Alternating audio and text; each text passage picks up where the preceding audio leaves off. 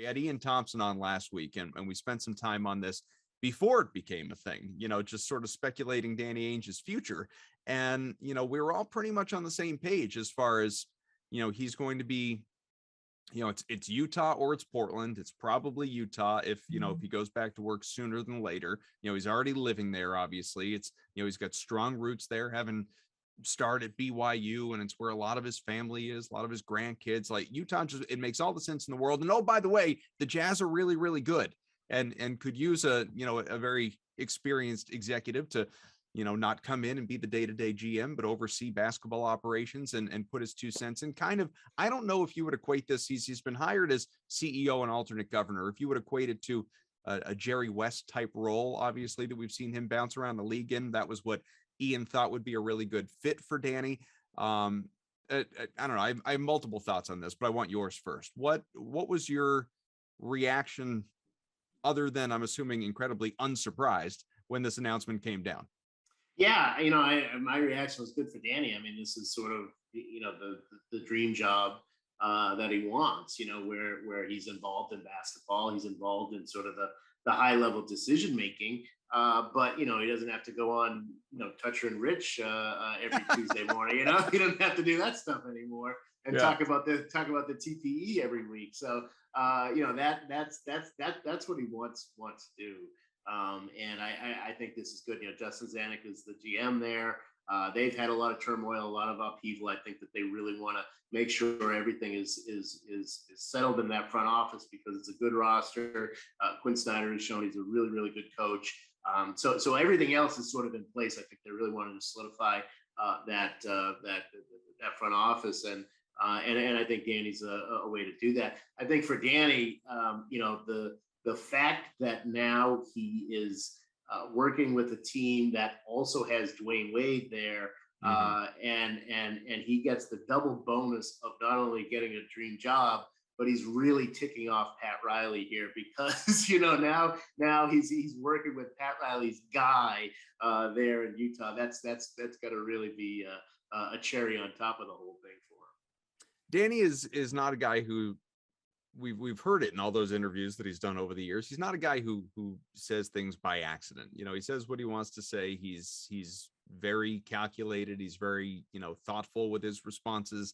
He's sort of an expert of giving you nothing while making you feel like he's giving you something. I've always kind of been in awe of it listening to Danny Ainge interviews, and really have all the respect in the world for Danny. And I think he did a great job, obviously, here in Boston. But I wonder, one thing that he said that I wonder if it was on purpose. I wonder if it slipped out and then he caught himself, but I don't think it was something he didn't mean. He said, I needed a break from Boston, and then was very quick to say, I had a great 26 years there, obviously executive and being a player here as well. But I needed a break from Boston, I think speaks to, maybe this is me putting words in his mouth or thoughts in his head or however you want to term it. But like you said, the weekly interviews on the radio and with newspaper, writers and everybody else out there, and just all how front facing that job is to tear this thing down and rebuild it multiple times, getting to the promised land, winning a championship once, getting there another time, thought he'd get there again, with the Kyrie Irving, Gordon Hayward, Al Horford additions, and that obviously didn't pan out. Drafted well overall, has helped us set this team up for the future with Tatum and Brown, assuming they stick around, and you get the front office in good hands, all of that. But you hear even if he does block out the noise and relish, back like the I Hate Danny Ainge t-shirt when he was a player and all that stuff, relish in people being critical of him, 18 years of it, like 18 years of hearing like, fire Danny. He hasn't drafted well. This guy sucks. How do you only win one championship in 18 years? All the crap that he had to, even if he didn't take it to heart, that he just had to hear, or his family members had to hear for the better part of 2 decades. That's gotta weigh on you. Like I think it was more than I need a break. I think it truly was. I need a break from Boston. Yeah, I think that he's done a lot to leave this franchise in good hands, as you say, and accomplish a lot on the way. to change. You got to remember where this team was in 2003. I think it was when he took over. It was, it was a mess. Coming out of the '90s, it was a mess. With the Rick Pitino experiment and ML Carr and those years. So yeah, he really did sort out that mess and got it back to where winning 50 games, but not winning a playoff series is considered a failure. That's pretty good. That's come a long way under his watch. So yeah, I think that if you're him and you've done all this and you get to a point where it seems like you're spinning your wheels, then yeah, it's probably time to go somewhere else. I think there's also a factor of, there is a certain closeness in Boston. It's just physically everywhere you go, you're going to run into somebody who recognizes you. If you're Danny Ainge, it's not going to happen in Utah. He's not going to have to be somewhere all the time. He's a very private guy. As much as he is in the public eye, he is still a very, very private guy.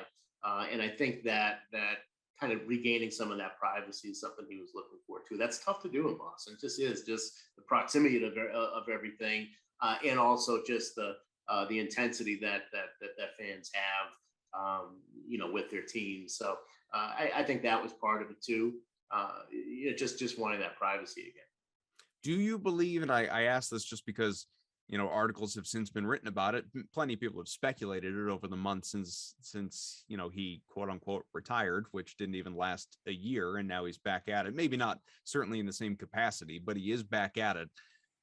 Do you put any stock into the Danny was pushed out? The organization, Wick, was, they were ready for a change. They called it retirement, and this getting back to work so soon, even though he is, again, not a GM specifically, but getting back to work so soon, adds credence to that?